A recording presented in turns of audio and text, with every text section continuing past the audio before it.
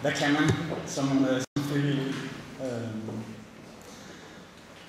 Der er en masse fine ord. Jeg har sådan gået og tænkt over, hvordan sætter man ord på det her, som vi kan og som vi lærer.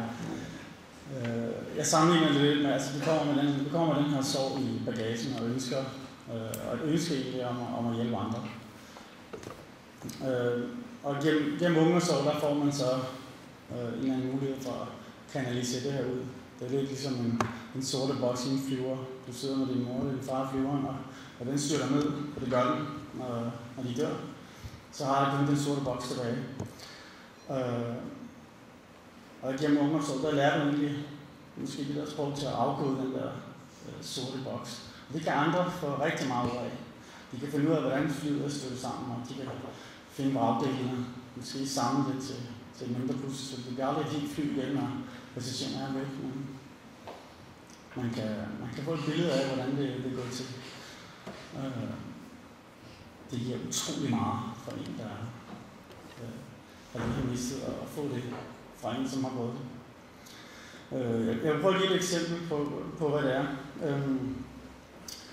Dagen før min mor døde, det var den 3. juli. Vi var lige op, jeg havde været henne og besøge hende om aftenen på den der tarmkirurgiske afdeling, som var helt forfærdelig i Helsingør. Og jeg havde ikke rigtig lyst til at gå, jeg havde en eller anden mavefornemmelse. Men min bror overtalte mig og sagde, fint, vi går hjem, og det gjorde vi så. Og jeg fik så det her telefonopkald kl. 9:30 om morgenen. Jeg havde ikke rigtig sovet. Jeg vidste egentlig godt, hvad det var for et opkald. Og min moster, som var hjemme hos mig, havde egentlig ikke lyst til at blive liggende derhjemme, og ikke tog med på hospitalet, men det blev jeg jo nødt til. Jeg kommer så derind, og jeg kan huske den der lange march fra indgangen af hospitalet til en stue.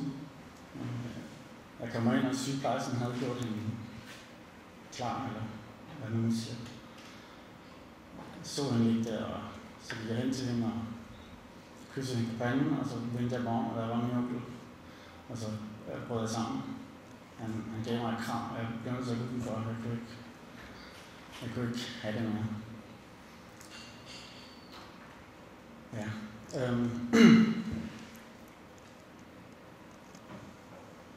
Det var en kunstpause.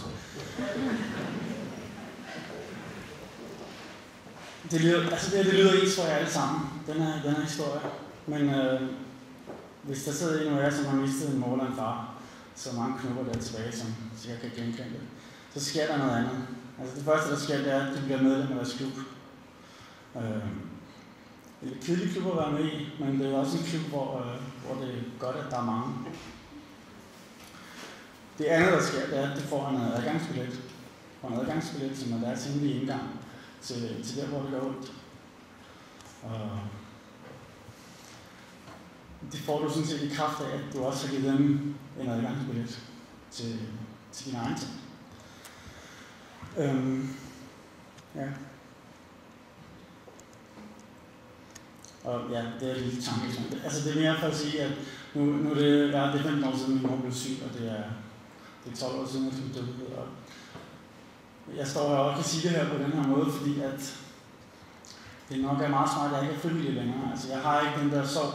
Jo, jeg har stadig min sorg, men jeg har den ikke på samme måde, og jeg kan ikke bruge den længere på samme måde, fordi den simpelthen har ændret sig så meget igennem alle de her år, hvor jeg har gået med det her tag. Så det gør, at der er nogle andre, som måske har en lidt mere, hvad skal man sige, frisk sorg, som har den tæt inde på kroppen, som kan bruge den, og som er frivillige i dag. Så men altså, jeg bruger det jo stadigvæk alt det her. Alle de her kommunikationsværktøjer og alle de her ting, vi har lært, det bruger jeg jo i min hverdag. Jeg er læge, og jeg har en rimelig travl hverdag. Når jeg står med en patient, som har brækket et ben, så foregår der en hel masse ting op i hovedet. Man tænker, at nu skal du indlægges, og du skal have en sprøjte, og du skal have drop, og du skal det ene og det andet, og du skal opereres og sådan noget. Men det patienten så ofte tænker, det er jo egentlig, jeg skal opereres. Og det tænker man jo.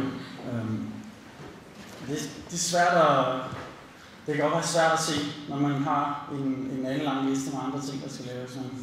Jeg tager der 5 minutter mere, Jeg har sort bælte i empati, så jeg kan godt se, når det er, at der er noget, der tynger dem, for at forklare, hvad det er, der kan hjælpe, og egentlig bare lytte til dem, som Marianne også påpeger. Det får lige meget af det. Jeg får også rigtig meget af det. Altså jeg har selv, nu har jeg studerende med, som lærer noget. Mine andre kolleger kommenterer ofte, at de synes, jeg er meget nærværende. Det synes jeg også selv, jeg er. Det er måske ikke kun fordi, jeg har været i ungdomsår. Det er også noget, man har selv. Men jeg har i hvert fald lært det, kan man sige, gennem 8 år. Og det er en ret fed fornemmelse. Det er det. Ja, jeg har selv, og der er sikkert også mange af jer, som har en masse dårlige oplevelser med en fortravlet læge, der lige kommer ind og ud og giver en hurtig besked, og så går ud igen. Det var egentlig lidt grunden til, at da jeg begyndte at læse, og jeg sagde, at det vil jeg ikke være med til det her. Det var lidt også derfor, jeg gik med i ungdomsår for at lære det, og det fik jeg så gjort. Ja, nu stjælte Marianne min afslutning, som var ikke der, men man skulle lære det og glemme det igen, og nu siger det alligevel. Det har jeg jo gjort, altså jeg har lært alle ting og glemme det igen. Jeg har det med i min taske, og jeg bruger det hver dag. Og det har været med til at påvirke min karriere. Det gør det stadig. Og det påvirker også min fremgang og min proces. Jeg er lidt forfremmet, og de kan alle sammen lide mig. Det lyder helt ærligt.